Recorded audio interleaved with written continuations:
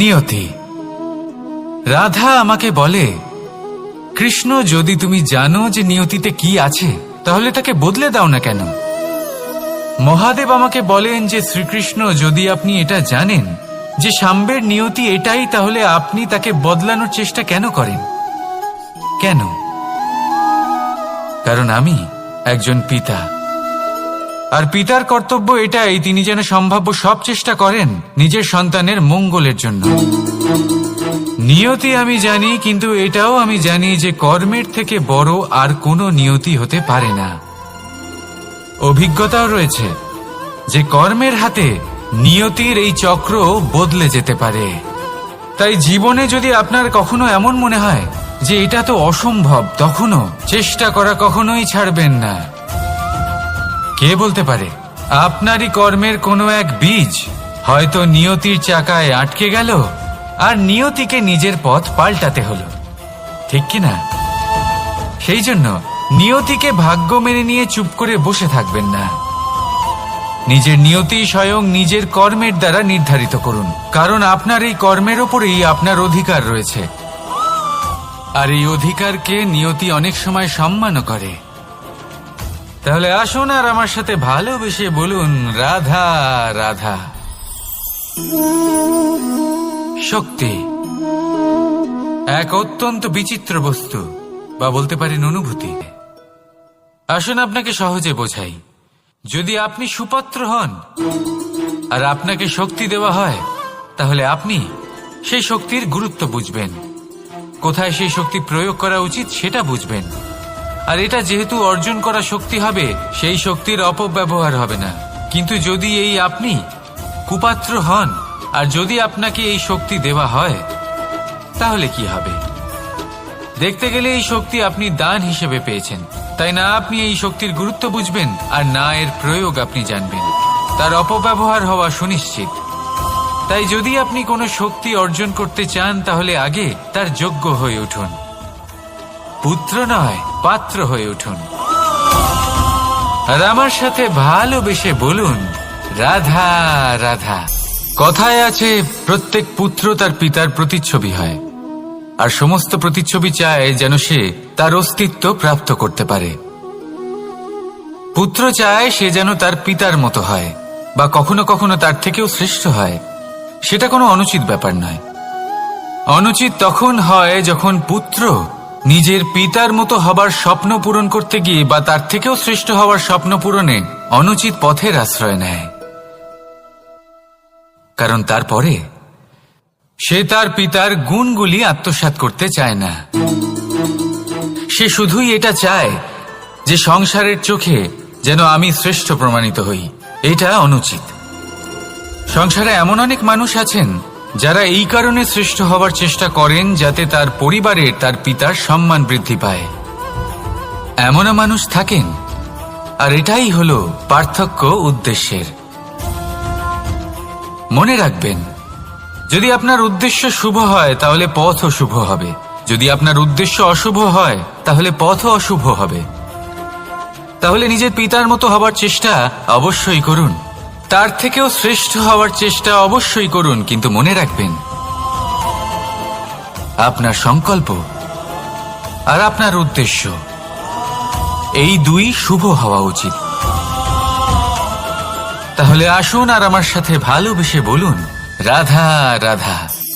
শক্তি শক্তি অর্জন করা এতটা কঠিন নয় যতটা শক্তি লাভ করার পরে সেই শক্তি সামলানো কঠিন হয়। কারণ যেই মানুষ শক্তি লাভ করে তার মনে গর্ববোধ জন্মায়, জন্মায় অহংকার, জন্মায় জেদ। তাই শক্তি প্রাপ্ত করার সাথে বিনম্র থাকাও অত্যন্ত আবশ্যক। আর এটা আমাদের শেখা উচিত বৃক্ষের থেকে। বৃক্ষ যা আমাদের ফল দেয়, বৃক্ষ যা যত ফল দেয় ততটাই ঝুঁকে যায়। আমরা পাথর মারি ওই বৃক্ষের থেকে ফল প্রাপ্ত করার জন্য। সেই পাথরের মার সহ্য করেও বৃক্ষ আমাদের ফল দেয়। কোনো গর্ববোধ নেই, কোনো অহংকার বোধ নেই, আর সেই জন্য এই বৃক্ষের পুজো করা হয়। এটাই হলো মাহাত্ম্য শক্তির সাথে বিনম্রতার। যদি এই শক্তি সৃজন করে থাকে, সাহায্য করে থাকে, সম্বল হয়ে থাকে, তবেই সেই শক্তি উপযুক্ত। আর নয়তো সেই শক্তি একদিন আপনাকে আসক্ত অবশ্যই করবে। তাহলে শক্তি অবশ্যই অর্জন করুন, কিন্তু তার সাথে সেই শক্তি সামলানোর মতো বিবেকও আপনাকে অবশ্যই জাগ্রত করতে হবে। তাহলে আসুন আমার সাথে ভালোবেসে বলুন, রাধা রাধা। আমাদের জীবনে দুই ধরনের সম্পত্তি হয়ে থাকে, এক হলো ভৌতিক সম্পত্তি, এক হলো জৈবিক সম্পত্তি। অর্থ, সম্পদ, সুবিধে, খাদ্য, এইসব ভৌতিক সম্পত্তির মধ্যে পড়ে। ব্যক্তি, মিত্র, পরিবার, আমাদের আপনজন, আত্মীয় স্বজন সব জৈবিক শ্রেণীতে পড়ে। আর প্রত্যেক মানুষের পক্ষে এই বিভাজন বোঝা অত্যন্ত আবশ্যক, কারণ মূলত আমাদের ব্যবহার দুই রকমের হয়ে থাকে। হয় আমরা ভালোবাসি বা আমরা সদ্ব্যবহার করি। আর সবথেকে বড় ভুল আমরা তখন করি যখন আমরা বুঝতেই পারি না যে ভালোবাসবো কাকে আর ব্যবহার করব কাকে। আমরা ভৌতিক সম্পত্তি ভালোবেসে ফেলি আর ব্যবহার করি জৈবিক সম্পত্তিকে, যেখানে এটা অনুচিত। জৈবিক সম্পত্তিকে ভালোবাসুন আর ভৌতিক সম্পত্তিকে ব্যবহার করুন। যেদিন আপনার মধ্যে এই বোধ জাগ্রত হবে যে কাকে ভালোবাসবেন আর কাকে ব্যবহার করবেন, সেই দিন আপনার জীবনে শুধুই শান্তি বিরাজমান হবে। আর তখন এই মন প্রসন্ন হয়ে বলবে, রাধা রাধা। কাল, আজ এবং কাল, আমাদের সমগ্র জীবন এই তিনটির আশেপাশেই ঘুরতে থাকে। আমরা সবসময় বিগত সময়ের বিষয়ে ভাবতে থাকি। অতীতে যদি আমাদের দ্বারা কোনো ভুল হয়, সেই বিষয়ে ভেবে ভেবে আমরা সবসময় অনুতাপ করতে থাকি। এটা উচিত নয়। দেখুন, অতীতের থেকে শিক্ষা লাভ করা অত্যন্ত আবশ্যক, কিন্তু সেই ভুল যাতে আবার না হয় সেই কাজটা কিন্তু আপনাকে বর্তমানেই করতে হবে, তাই না? দ্বিতীয় কথা, আমরা সবসময় ভাবি আগামী দিনের বিষয়ে, ভবিষ্যতের বিষয়ে। আমরা ভাবি যে কাল করে নেব, আজ এই কাজ করতে পারছি না, কোনো ব্যাপার নয়, কাল করে নেব। আজ কাজটা শুরু করতেই পারলাম না, কোনো ব্যাপার নয়, কাল করে নেব। আজকের দিনটাই ভালো ছিল না, কোনো ব্যাপার নয়, সেটা কাল করে নেব। ব্যাপারটা বুঝুন, আপনি নিজের সময় নষ্ট করছেন। দেখুন, এই যে কাল, তা কখনোই আপনার হাতে আসবে না। তাই যে কাজ করতে চান সেটা আজকেই করুন, অন্তত শুরুটা করুন। কারণ এই আগামী সময় তা সবসময় আপনার থেকে এক কদম আগে থাকবে, একদিন এগিয়ে থাকবে। জানেন কেন? কারণ এই কাল আপনার জন্য অপেক্ষা করবে না, সেই জন্য আপনিও এর জন্য অপেক্ষা করবেন না। যা করার তা আজকেই শুরু করুন। কারণ যে বর্তমানে নিজের ভিত স্থাপন করেন না, ভবিষ্যৎকালে তার সুন্দর শক্তিশালী ভবন কখনো নির্মাণই হয় না। আসুন আর আমার সাথে ভালোবেসে বলুন, রাধা রাধা। আপনার কি মনে আছে যে আপনি শেষবার কবে পরাজিত হয়েছেন? আপনার ভুল কবে হয়েছিল? আপনি কবে অসফল হয়েছিলেন, কবে পরাজিত হয়েছিলেন? মনে নেই? তাহলে তো আপনি নিজের জীবনের সবথেকে বড় শিক্ষার্থী তৃষ্ণার্ত থাকবে। প্রকৃতি আমাদের এটাই শেখায় যে হার, অসফলতা, পরাজয় এগুলো আমাদের জীবনে আসবেই আসবে, আর আমাদের শিক্ষা দিতে আসবে, আমাদের মঙ্গলের জন্য আসবে। তাই নিজের দৃষ্টিভঙ্গি সেরকমই রাখুন। তাই ধনাত্মক দৃষ্টিভঙ্গি দিয়ে দেখুন, নিজের হার, নিজের পরাজয় থেকে শিক্ষা নিয়ে অগ্রসর হতে থাকুন। নিশ্চিত রূপে আপনি জয়ী হবেন। আর যখন জয়ী হবেন, তখন মন প্রসন্ন হয়ে বলবে, রাধা রাধা।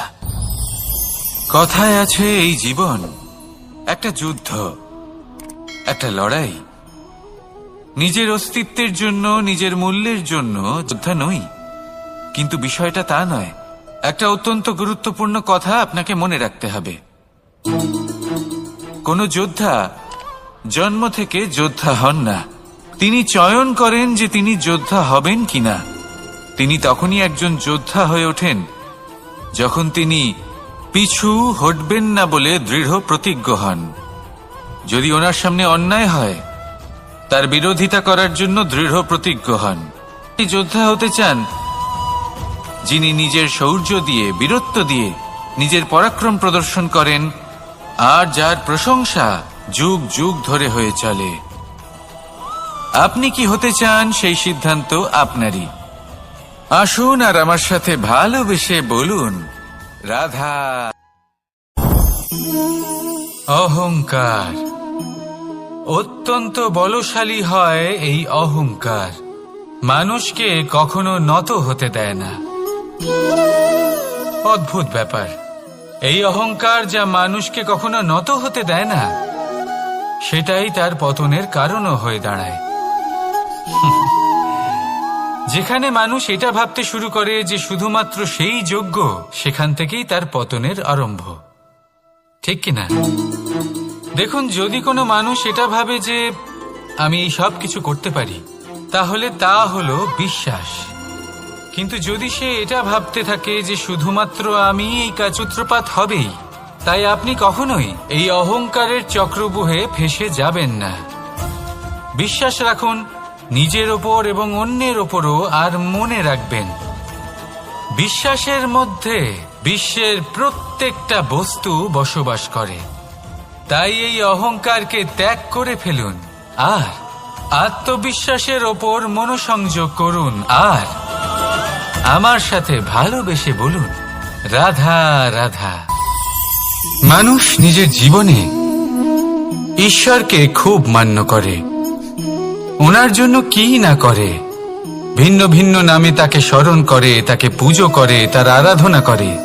সে জানে যে ঈশ্বর তাকে শক্তি অবশ্যই দেবেন, তাকে সাহায্য অবশ্যই করবেন। কিন্তু যখন প্রশ্ন আসে গুরু এবং ঈশ্বরের, তখন গুরুর মান কখনো কম হওয়া উচিত নয়। কারণ সত্যি বলতে কি, গুরুই হলেন সেই সিঁড়ি যা বেয়ে আপনি ঈশ্বরের কাছে পৌঁছানোর পথ খুঁজে পাবেন। সেই পথ আপনি গুরুর থেকেই পাবেন। গুরু না থাকলে আপনি কখনো ঈশ্বর লাভ করতেই পারবেন না। আর জীবনে অনেক সময় লক্ষ্যের থেকেও অনেক বেশি গুরুত্বপূর্ণ হলো পথ। তাই এই পথের সম্মান করতে শিখুন, অর্থাৎ গুরুকে সম্মান করতে শিখুন। কারণ গুরুই হলেন পরমেশ্বর। তাহলে আসুন আর আমার সাথে ভালোবেসে বলুন, রাধা রাধা। আপনার জীবনে আপনার প্রকৃত বন্ধু আসলে কে? আপনার সব থেকে শ্রেষ্ঠ মিত্র আসলে কে? তিনি যিনি সময় এলে পরে আপনাকে সাহায্য করেন, নাকি তিনি যিনি সময় এলে পরে আপনাকে অর্থ দেন? দেখুন, আমরা হলাম মানুষ, আমাদের জীবনে লেনদেন চলতেই থাকে। এটা আমাদের জীবনের অভিন্ন অংশ। কিন্তু অনেক সময় এমন হয় যে আমরা তাকেই নিজের প্রকৃত বন্ধু বলে মনে করি, যিনি আমাদের একটা বহুমূল্য উপহার দেন, ঠিক কিনা? এবার আপনার জীবনে সেই বহুমূল্য উপহার কোনটা, ওই অমূল্য মিত্র আসলে কে, সেই সিদ্ধান্ত হলো আপনার। কিন্তু যদি আপনি আমাকে জিজ্ঞেস করেন, তাহলে আমার মতে স্বর্ণ, হিরে, মুক্ত, ধন এগুলো বহুমূল্য নয়। বহুমূল্য হলো সঙ্গ, যখন আপনি একা হয়ে যাবেন, সময়, যখন আপনার তাকে প্রয়োজন হবে, সমর্পণ, যখন আপনার বিশ্বাসের প্রয়োজন পড়বে। যে মানুষ আপনার প্রতি এই 3 গুণ প্রদর্শন করেন, যিনি আপনার কঠিন সময়ে আপনাকে অবশ্যই সঙ্গ দেবেন, যখন আপনার প্রয়োজন পড়বে আপনাকে অবশ্যই সময় দেবেন, আপনার প্রতি সম্পূর্ণ সমর্পিত থাকবেন, সেই হলো আপনার আসল মিত্র, সেই হলো আপনার প্রকৃত বন্ধু। কারণ সত্যি বললে, বন্ধুত্বের অর্থই হলো নিজেকে সম্পূর্ণরূপে কারোর কাছে সমর্পণ করে দেওয়া। তাই আপনার সেই বন্ধুর জন্য নিজের প্রাণ উজাড় করে দিন আর ভালোবেসে বলুন, রাধা রাধা। মানুষ জীবনে 3টে কাজ অবশ্যই করে থাকে। কিছু দান করে, কিছু গ্রহণ করে, আর কিছু ত্যাগ করে দেয়। এটাও ভাবতে থাকে যে এটা করলে কিভাবে করবে। দেবার জন্য পর্যাপ্ত ধন নেই, নেবার জন্য সংসারে অত স্নেহ নেই, আর ত্যাগ করার জন্য জীবনে এত সুখই নেই, তাহলে কিভাবে করবে? আসলে আমরা বস্তুগত চাহিদা অর্জনে এত ব্যস্ত হয়ে পড়ি যে আমরা বুঝতেই পারি না যে কি নেবার আছে, কি দেবার আছে, আর কি ত্যাগ করার আছে। তাহলে আজ আমি আপনাকে বলেই দিই, মনে রাখবেন এই তিনটে গুরুত্বপূর্ণ গুণ, তিনটে গুরুত্বপূর্ণ কথা। দেবার জন্য আছে দান, নেবার মতো আছে জ্ঞান, আর ত্যাগ করার মতো আছে অহংকার। যখন আপনি দান করতে শিখে যাবেন, জ্ঞান অর্জন করার শক্তি আপনা থেকেই আপনার মধ্যে চলে আসবে। আর যখন এই জ্ঞান আপনার মধ্যে প্রবেশ করবে, অহংকার আপনা থেকেই আপনার থেকে দূরে চলে যাবে। যে ব্যক্তি এই তিনের মধ্যে ভারসাম্য বজায় রাখতে পারে, তার বর্তমান, ভূত, ভবিষ্যৎ, লোক, পরলোক সবকিছু শুধরে যায়। যেই দিন আপনি দান করতে শিখে যাবেন, জ্ঞান আহরণ করতে শিখে যাবেন, অভিমান ত্যাগ করতে শিখে যাবেন, আপনার সর্বশক্তিশালী, সর্বশক্তিমান পরমেশ্বরেরও প্রয়োজন পড়বে না। কারণ তখন ঈশ্বর আপনার মধ্যেই বাস করবেন। তাহলে আসুন আর আমার সাথে ভালোবেসে বলুন, রাধা রাধা। জীবনে অনেক সময় সমস্যা আমাদের চারদিক থেকে ঘিরে ফেলে। এই সমস্যা নানান ধরনের হতে পারে। আর্থিক সমস্যা হতে পারে, পারিবারিক সমস্যা হতে পারে, কোনো সম্পর্ক নিয়ে সমস্যা হতে পারে, কখনো কোনো দৈনিক সমস্যা হতে পারে, কখনো কোনো দ্বন্দ্ব হতে পারে, অনেক সমস্যা হতে পারে। কিন্তু যখনই কোনো সমস্যা আসে, আমাদের মনে তার জন্য একটা উত্তর অবশ্যই থেকে থাকে, যা আমাদের অন্তরে রয়েছে। একে আমরা বলি আত্মা। আত্মা হলো পরমাত্মারই রূপ, আর পরমাত্মা তা কখনোই কিছু অনুচিত চাইবে না, তাই তো? এই আত্মা খুব ভালো করে জানে যে কোনটা উচিত আর কোনটা অনুচিত। যদি আসল বিষয়ের কথা বলি, তাহলে আপনাকে নিজের মনকে বুঝতে হবে।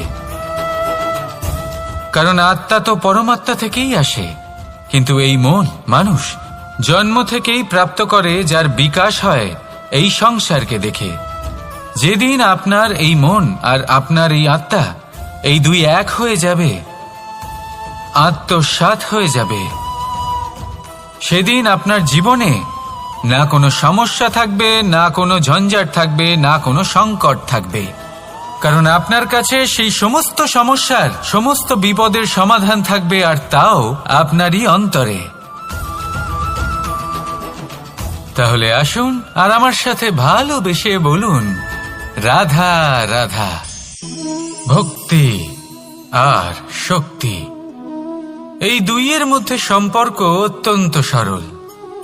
মানুষ ভক্তি করেন যাতে তিনি শক্তি লাভ করতে পারেন, আর শক্তি লাভ করার পরে ভক্তিভাব ভুলে যান, আর শক্তির প্রতি আসক্তিতে মত্ত হয়ে যান, আর সেখান থেকেই তার বিনাশ শুরু হয়। কেন? কারণ ভক্তির দ্বারা প্রাপ্ত শক্তি অন্য কারোর হিতের জন্য ব্যবহার করতে হয়, অন্য কারোর মঙ্গল করার জন্য ব্যবহার করতে হয়, কারোর বিনাশের জন্য নয়। এবার যদি আমি আপনাদের একটা উদাহরণ দিয়ে বোঝাই, তাহলে কোদাল দিয়ে আমরা মাটি কোপাতে পারি, একটা গর্ত খুঁড়তে পারি, যাতে একটা নতুন বৃক্ষ জন্ম নিতে পারে, একটা বৃক্ষ যা অন্য জীবকে ফল প্রদান করবে, যাত্রীদের ছায়া প্রদান করবে। কিন্তু এই কোদালের ব্যবহার যদি আমরা অন্য কারোর ক্ষতি করার জন্য করি, তাহলে ক্ষতি শুধুমাত্র আমাদেরই হবে। তাই জীবনে যদি আপনি কোনো শক্তি লাভ করেন, হয়তো ভক্তির দ্বারা বা অন্য যেখান থেকেই হোক, তার সদ্ব্যবহার করতে শিখুন, নয়তো এই প্রাপ্ত শক্তি আপনার পতনের কারণ হয়ে দাঁড়াবে। তাহলে আসুন আমার সাথে ভালোবেসে বলুন, রাধা রাধা। বরদান অত্যন্ত বিচিত্র এক বিষয়, কিন্তু দেখতে গেলে এই বরদান কি না করতে পারে। এক দরিদ্রকে রাজা বানিয়ে দিতে পারে, একজন দুর্বলকে এই সংসারের সবথেকে শক্তিশালী ব্যক্তি বানিয়ে দিতে পারে।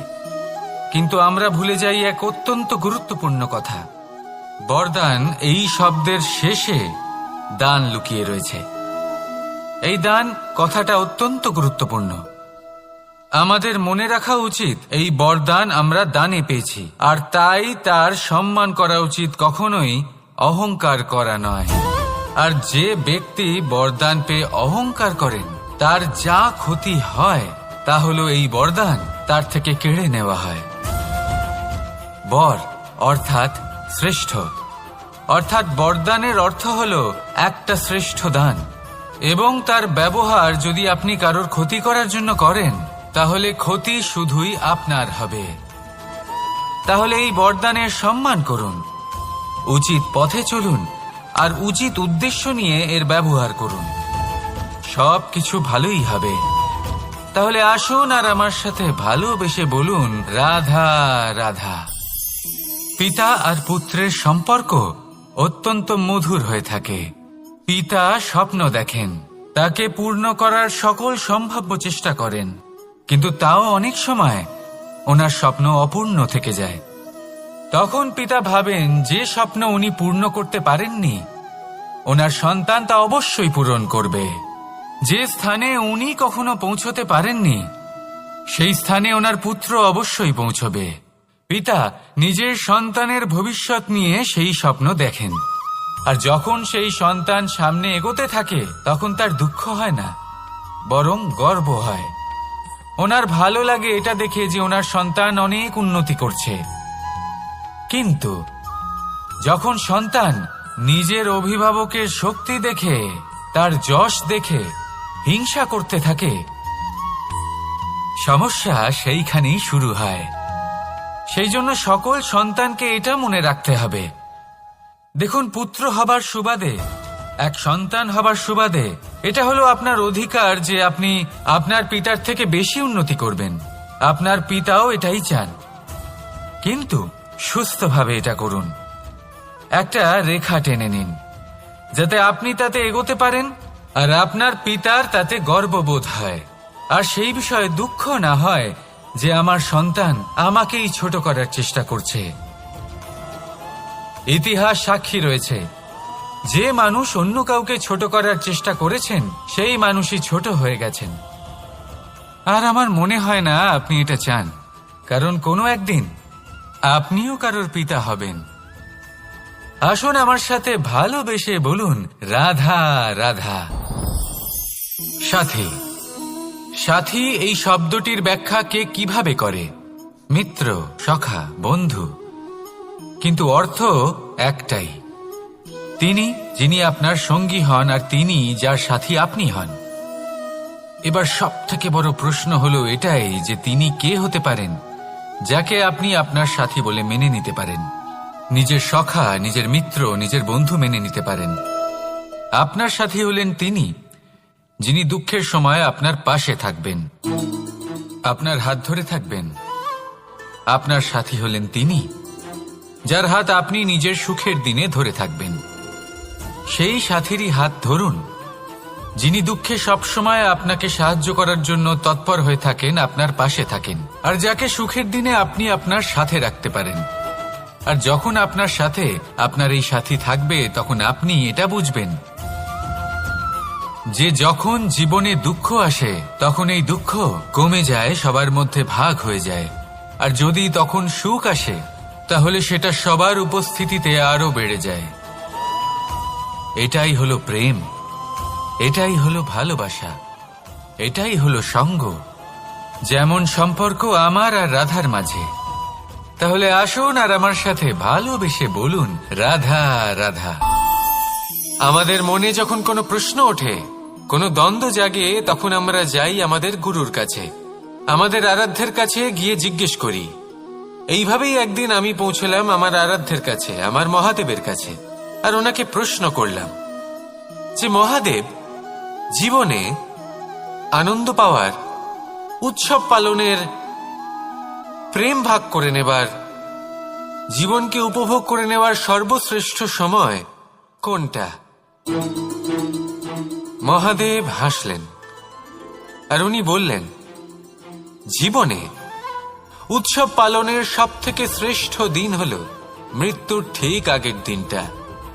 প্রেম ভাগ করে নেওয়ার সব থেকে শ্রেষ্ঠ মুহূর্ত হল মৃত্যুর ঠিক আগের মুহূর্ত। জীবনকে উপভোগ করে নেওয়ার সর্বশ্রেষ্ঠ প্রহর হল মৃত্যুর এক প্রহর পূর্বে। তখন আমি চমকে গেলাম। আমি বললাম, কিন্তু মহাদেব, মৃত্যু তো অনিশ্চিত, আমরা জানিও না কবে আমাদের মৃত্যু হবে। মহাদেব আবার হাসলেন। উনি বললেন যে যদি আমরা এভাবে জীবন কাটাই যে আমরা জীবনের প্রত্যেক দিন, প্রত্যেক মুহূর্ত, প্রত্যেক প্রহর শেষ বলে মনে করি, তাহলে আমাদের সমস্ত জীবন আনন্দের সাথেই অতিবাহিত হবে। কি বলেন? তাহলে আপনিও এই কথা মনে রাখুন আর আমার সাথে ভালোবেসে বলুন, রাধা রাধা। জীবনে অগ্রসর হওয়ার জন্য আমাদের কাকে প্রয়োজন হয়? মাতা পিতা, বন্ধু, প্রেম, সাহায্য, অর্থ, পরিশ্রম, আশা। ভিন্ন ভিন্ন মানুষ ভিন্ন ভিন্ন বিকল্প চয়ন করে। যদি আমি আপনাকে বলি তাহলে জয় আর পরাজয়ের মন্ত্র দুটো শব্দের উপর নির্ভর করে, মেনে নেওয়া আর দৃঢ় হওয়া। যদি মেনে নেন তাহলে হেরে যাবেন, যদি দৃঢ় হন তাহলে নিশ্চিত রূপে জয়ী হবেন।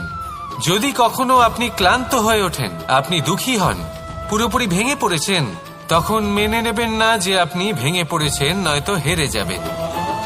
তখন উল্টে স্থির করবেন যে যাই হয়ে যাক না কেন আমি জয়ী হবই। আর আপনি দেখবেন যে জয় নিশ্চিত রূপে আপনার কাছেই আসবে। তাহলে এই কথা মনে রাখবেন আর আমার সাথে ভালোবেসে বলবেন, রাধা রাধা। সময়, জীবন, কাল। দেখতে গেলে এই তিনটি শব্দ একটি শব্দেরই সমার্থক শব্দ মনে হয়, কিন্তু এই শব্দগুলি এই জীবন, একে যাপন করতে হয়। কি বলেন? এই জীবনে কিছু করুন বা কিছু না করুন, জীবন এমনি কেটে যাবে, আপনি জানতেও পারবেন না। কিন্তু সেটা আমাদের উদ্দেশ্য নয়, একে যাপন করতে হবে।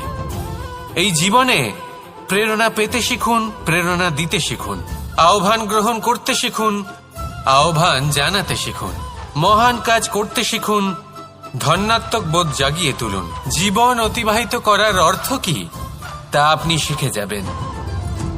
কারণ সময় কেটে যায়, সমস্ত যুগ কেটে যায়, কিন্তু জীবনের রীতি জীবন কাটিয়ে দেওয়া নয়, জীবন যাপন করা।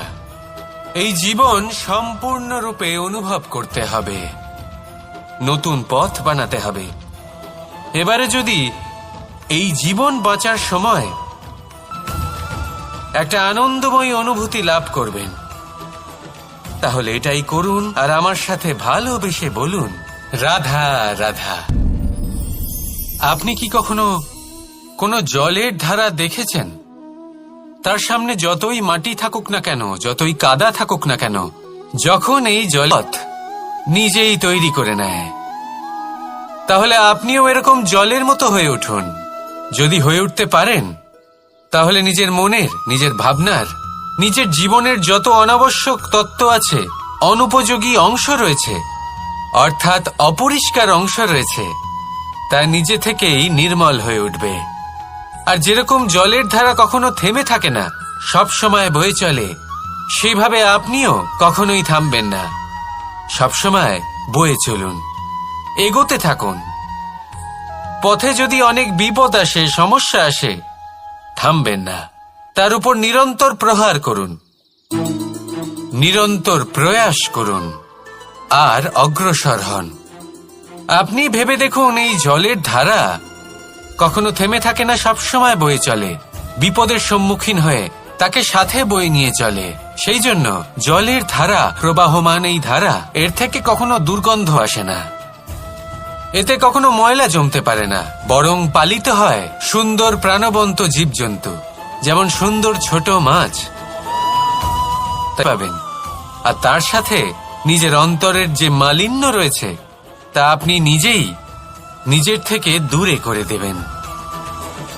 তাহলে আসুন আর আমার সাথে ভালোবেসে বলুন, রাধা রাধা। এবার অনেক সময় মানুষের মনে এরকম প্রশ্ন আসে যে এই সংসারে সব থেকে বড় বিপদ কি?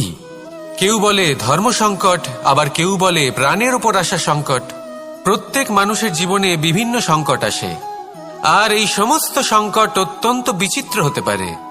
এই সমস্ত সংসার হলো সংকট দ্বারা পরিপূর্ণ। ঠিক আছে, আপনাকে একটা উদাহরণ দিই। চাপতে না পারে তাহলে সে ধরা পড়ে যেতে পারে, ঠিক কিনা? আবার অনেক সময় এমনও হয় যে যার জন্য আমি সংকট, সেও আমার কাছে সংকট। যেমন এই পরিস্থিতিতে দেখুন, সংকট হলো সংকট, এ তো জীবনে থাকবে, কিন্তু এর সম্মুখীন কিভাবে হওয়া যায়? খুব সরল। সব এটার ওপর নির্ভর করে, মনের ওপর। এই মনকে নিয়ন্ত্রণ করলে সব ঠিক থাকবে। এবার যদি ধনী ব্যক্তি মনকে নিয়ন্ত্রণ করে ফেলেন, নিজের অর্থের ব্যবহার শুভ কাজের জন্য, সমাজের সেবার জন্য বিকাশ করতে করেন, ওই অর্থকে একত্রিত করে না রাখেন, তাহলে চুরির সমস্যা, এই সংকট সেখানেই কেটে যাবে। এবার যদি কথা বলি সেই চোরের, তাহলে চোর যদি নিজের মনকে সংযত করে নেয়, যদি নিজের কর্মকে নিয়ন্ত্রণ করতে পারে, তাহলে এমন কোনো স্বর নেই, এমন কোনো স্বর নেই যা ওকে ধরা পড়তে বাধ্য করবে। সেই জন্য জীবনে সংকট যতই আসুক, যত বড়ই সংকট আসুক না কেন, কবচ হলো একটাই, আর এই কবচের নাম হলো আত্মনিয়ন্ত্রণ। নিজের মনকে নিয়ন্ত্রণের ভালোবেসে বলুন, রাধা রাধা। এই দড়িটা দেখুন, ছোট ছোট রেশম দ্বারা তৈরি, এটা সরু সুতো দ্বারা তৈরি হয়েছে এটা, আর এ অত্যন্ত কোমলও বটে। আর আপনি চাইলে এটা সোজাও করে দিতে পারেন, আর চাইলে এটা বেঁকিয়েও দিতে পারেন, আর যদি চান তাহলে এটা গোল গোল করে বেঁধে কোথাও রেখেও দিতে পারেন। এবার এই কোমল দড়ি যদি কোনো নিষ্ঠুর কঠিন পাথরে বারংবার জড়িয়ে দেওয়া হয়, তাহলেও তাকেও কাটতে পারে, নিজের ছাপ ছেড়ে যেতে পারে, সেটার আকারও বদলে ফেলতে পারে। এবার এর কারণ কি? এর কারণ হলো অভ্যাস আর নিরন্তর প্রচেষ্টা। যদি আপনিও চেষ্টা করেন আর নিরন্তর কর্ম করে যান, তাহলে আপনার প্রারব্ধ পাথরের মতো কঠিনই হোক না কেন, তাতে ভাঙন ধরিয়েও আপনি নিজের লক্ষ্যে অবশ্যই পৌঁছতে পারবেন। একটা গুরুত্বপূর্ণ কথা মনে রাখবেন, সুকর্মের অভ্যাস আর নিরন্তর প্রয়াস, এই হলো সাফল্যের মন্ত্র। তাহলে জীবনে এই মন্ত্র আনুন আর আমার সাথে ভালোবেসে বলুন, রাধা রাধা। বসন্ত ঋতু, এই সময় মন আনন্দে ভরে থাকে, এমন মনে হয় যেন আমরা আকাশে বিচরণ করতে চলে যাই, কিন্তু সেটা তো সম্ভব নয়। সেই জন্য হয়তো আমরা ঘুড়ি ওড়াই, এই ঘুড়িকে নিজেদের প্রতিরূপ মনে করে। এবার অনেক মানুষ আছেন যারা ঘুড়ি ওড়ান, কিন্তু এই কর্মের সারমর্ম কি সেটা কজন বুঝতে পারেন? আপনি এটা মনে করুন যে আপনি হলেন সেই ঘুড়ি, আর এই সুতো যিনি ধরে রয়েছেন তিনি হলেন পরমাত্মা, আর এই সুতো যেখান থেকে শুরু হয় সেই লাটাই হলো আমাদের কর্মচক্র। এবার আপনি নিজেই অনুমান করুন যে এই উড়ান কার ওপর নির্ভরশীল, পরমাত্মার ওপর আর আপনার কর্মের ওপর। যদি পরমাত্মা আপনার হাত ধরে থাকেন, আপনার সাথে থাকেন, যদি আপনি শুভ কর্ম করতে থাকেন, আপনি এই আকাশে উড়তে থাকবেন। কিন্তু কোথাও কোথাও যদি পরমাত্মার সাথে এই বন্ধন ছিন্ন হয়, আপনার কর্মচক্র খারাপ হয়ে যায় বা থেমে যায়, তাহলে আপনার এই ঘুড়ি কেটে যাবে আর দূরে কোনো গাছের ডালে গিয়ে আটকে যাবে। তাই শুধুমাত্র ঘুড়ি ওড়াবেন না, তার থেকে শিখুন, পরমাত্মার সাহচর্যে থাকুন, সবসময় শুভ কর্ম করতে থাকুন আর সবসময় এই আকাশে উড়তে থাকুন। আসুন আর আমার সাথে ভালোবেসে বলুন, রাধা। নিয়তি। রাধা আমাকে বলে, কৃষ্ণ, যদি তুমি জানো যে নিয়তিতে কি আছে, তাহলে তাকে বদলে দাও না কেন? মহাদেব আমাকে বলেন যে শ্রীকৃষ্ণ, যদি আপনি এটা জানেন যে সাম্বের নিয়তি এটাই, তাহলে আপনি তাকে বদলানোর চেষ্টা কেন করেন? কেন? কারণ আমি একজন পিতা, আর পিতার কর্তব্য এটাই, তিনি যেন সম্ভাব্য সব চেষ্টা করেন নিজের সন্তানের মঙ্গলের জন্য।